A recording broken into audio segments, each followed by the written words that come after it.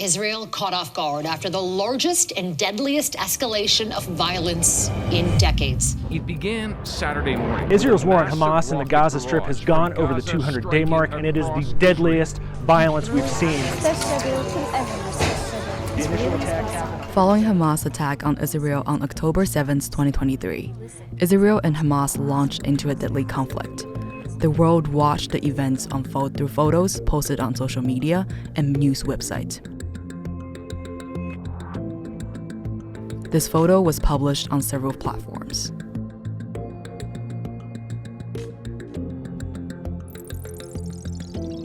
But it's also here.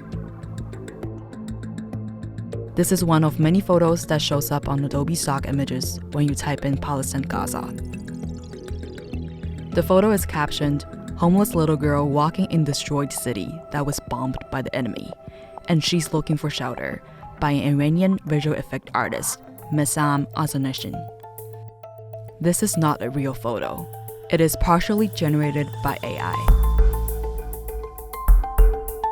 However, except for one photo that is labeled as generated with AI, none of these photos is citing the use of AI in the photo production process.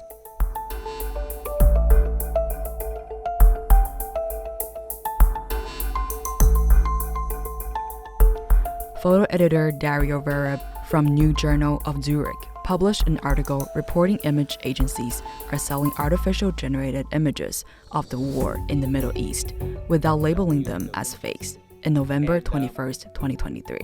What we also realized when writing the article, one of the reasons why some images are labeled AI and some images aren't, is that it's not very clear to say how much of an image has to be AI and how much of the image has to be kind of manipulated afterwards by someone in order for it to be labeled either as AI or an actual photograph. So in this case, what this artist was doing is he would generate certain elements of his pictures and then composite them together in Photoshop. So that's why some of these images weren't labeled as AI. Adobe specifically included a chapter called Generative AI Content in the Stock Contributor User Guide, last updated on March 28, 2024. Contributors need to label their images as generative AI when the use of generative AI tools in Photoshop or Illustrator changed, augmented, or added a new primary subject of an image. This means that the contributors are responsible for citing AI-generated content. Adobe Stock does not constantly check if images posted on their platforms are labeled correctly. Those AI images that we talked about in the article, they weren't really making things up to the point where they were reinventing the war. They were just kind of overly saturated renditions of the real life. And so what to me was also a little open at the end of this article is what's the real purpose of AI-generated images?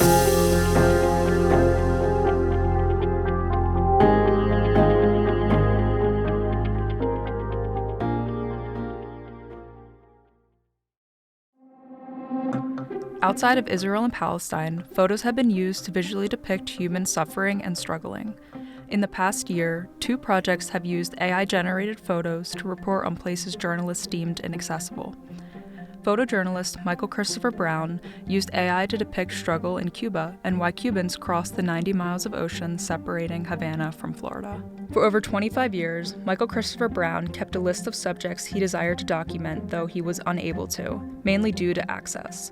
While working in Cuba from 2014 to 2016, he added more subjects to the list, including the story of 90 miles, with the assumption they would never likely be created. The hope is that we see a way to sort of trigger our imaginations in new ways and to share stories in new ways to just keep them alive, if anything.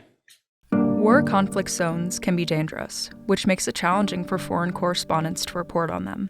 The Committee to Protect Journalists reported that of the 78 journalists killed in 2023, 62 of them died in Israel or occupied Palestinian territory. CPJ recorded as of May 3, 2024, that 97 journalists and media workers have been killed and 25 have been arrested since October 7 in the conflict between Israel and Hamas. But is protecting reporter safety worth the potential inaccuracies or misinformation that can stem from AI-generated or altered photos? It's been the reality of reporting forever that some places are too dangerous, some places take risk. That's just the way it is. AI is not a solution to that. No way. That was Matthew Abbott. He's a photojournalist based in Australia. Last year, Maurice Blackburn lawyers published a project called Exhibit AI, which used testimonies from refugees and immigrants being kept in Australian offshore processing centers. The group entered the testimonies into AI software to create photos depicting the centers. Abbott, who is reported on one of the locations of the centers, said that he doesn't think that any of the AI-generated photos bear any resemblance to the situations he's seen on the island. Because just from someone who's been there and experienced this, the situation is so much more nuanced than what those images show. They are so shallow actually in their depth because there's nothing to it. However, Brown said he uses AI-generated imagery of Cuba in an interactive way and tries to expand past their traditional means of telling visual stories. Yeah, I just see it purely as it's a new way to tell stories. It's not photography. It's not photojournalism. It's just storytelling. His work is very strong example in my view of he's created a version of reality that is total bullshit, and is trying to pass it off as some kind of truth, and that I find is actually pretty disgraceful. Abbott is a vocal critic of using AI to generate photos depicting conflict. But the problem I have is with them trying to trick an audience into that emotional reaction that they have when they think they're looking at what appears to be a real photograph. It's trickery, it's unethical. And just by labeling a fake image as an AI image I don't think is going to solve that problem.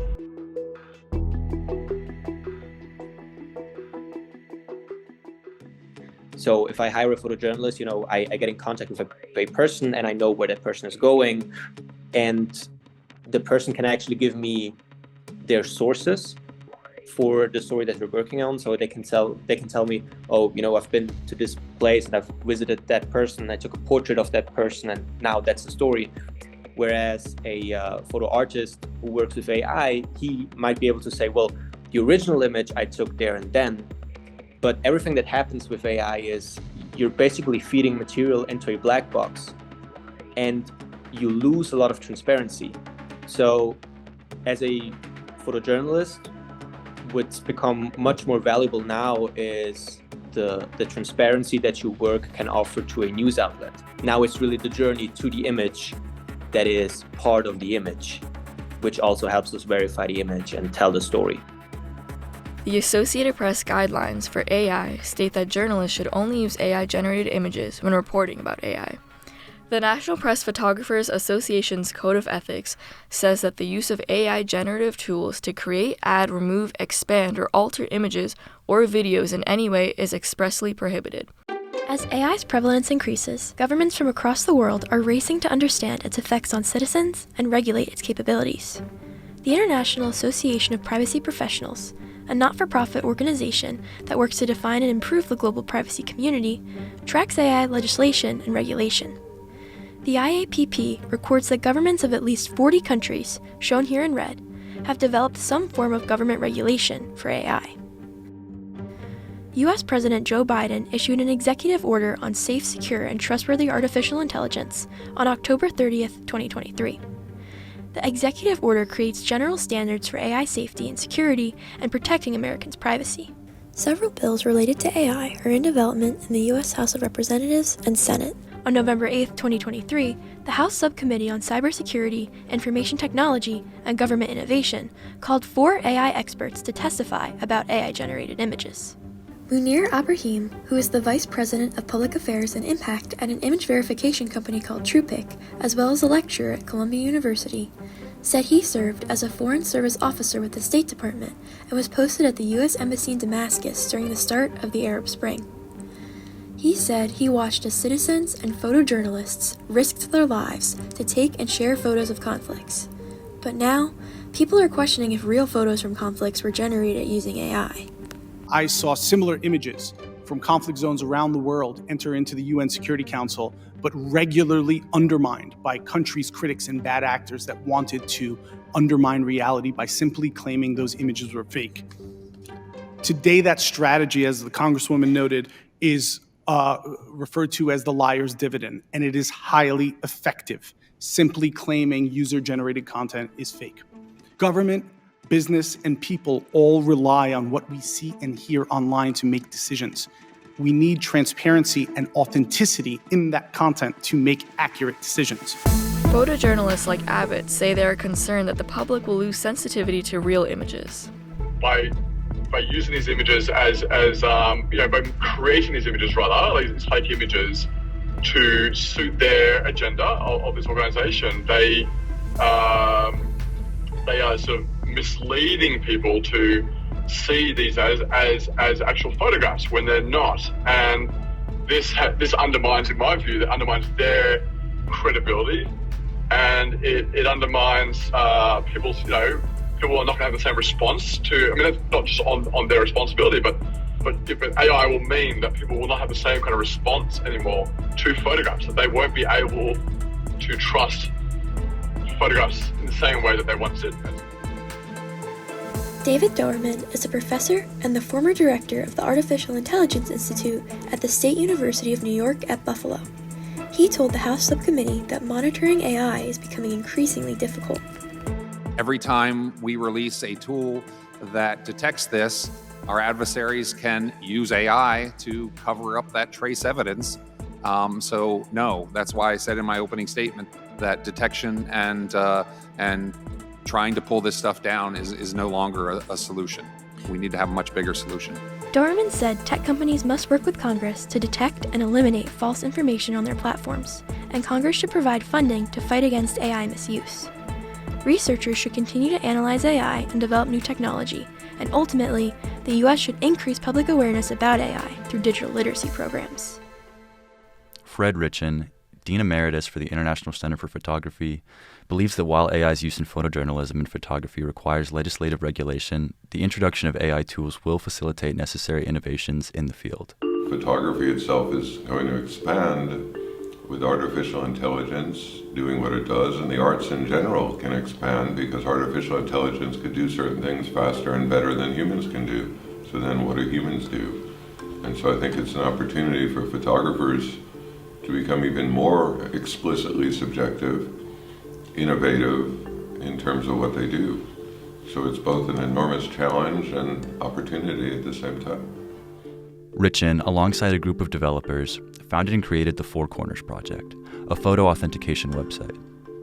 Four Corners was started with the aim of increasing contextualization of photographs, in turn making it more difficult for said images to be used, manipulated, or accused unfairly by others. The website allows users to upload photos and embed them with valuable information about the image, helping protect the integrity of both the photographer and the image.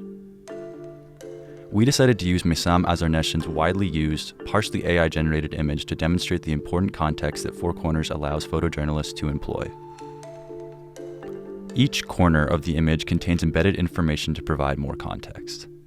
The upper left-hand corner of the image contains other images related to yours.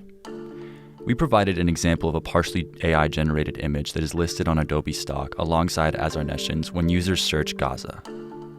The key difference between the two, and the important context that Four Corners helps users provide, is that the user who uploaded the image followed Adobe's guidelines surrounding AI generative content and marked the photo as generated by AI, which Azarneshin did not, and Adobe allowed.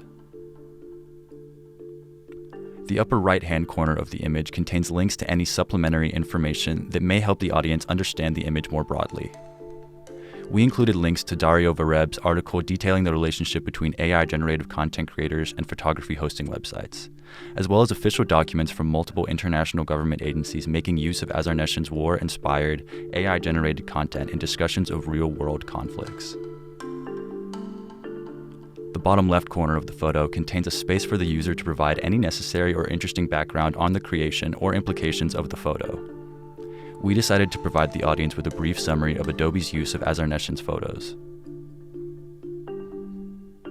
The bottom right-hand corner of the image contains possibly the most important context the photographer can provide: authorship, licensing, and code of ethics. We decided to provide the audience with Azarneshin's original title. However, we made it clear that the photo was made using AI tools. Four Corners provides users with multiple different pre-written codes of ethics depending on what they decide the image will be used for. For photojournalists, Four Corners Code of Ethics explicitly states that photojournalists do not add or subtract elements to or from their photographs, a direct contradiction of Azarneshin's use of the photo. Azarneshin never explicitly describes himself as a photojournalist, merely a visual artist. However, according to our group's Code of Ethics, Azarneshin still disclosed that the photo was created with the use of AI tools, as his distribution of the photos on Adobe Stock and other websites contributes to the narrative and discussion surrounding newsworthy events and conflicts involving human suffering. Journalists and visual artists are using AI to generate images of conflict. Some say that it is a tool that could be used to expand the boundaries of visual storytelling. It gives access to events that otherwise would not have been reported on and keeps the stories alive in public discourse. Others argue that AI-generated images should never be used in journalism. They say AI-generated imagery is fake and does not provide an accurate understanding of the conflicts. We are using the Potter box to solve our overall ethical dilemma. Is it ethical to use AI-generated or altered images to report on human struggle? Our core values are accuracy in reporting, showing transparency in coverage, and maintaining readers and the public's trust. We should not publish images that look real when they have been created by AI. These images may exaggerate or not accurately show conflict. AI-generated images undermine the public's trust in real images taken by photojournalists on the ground. Journalists can uphold accuracy and transparency by fact-checking image sources and clearly acknowledging when AI is used. Some visual artists say that using AI to generate imagery of conflict is a form of artistic experimentation and pushing the limits of visual storytelling. Civilians' lives are not experiments. Whether you are a photojournalist or not, when you create and distribute imagery that depicts conflict, you are contributing to the news cycle. Applying the veil of ignorance, visual storytellers should be on the ground to accurately provide the necessary context and understand what the real-life subjects of photos are going through. Our loyalties prioritize the audience and the communities we serve as photojournalists, as we believe the spread of misinformation through AI-generated visual content is damaging and harmful to the greater community. Our loyalties also stand with our employers and self, as we aim to maintain the integrity of our organization and our own work. Humans should report on human struggle.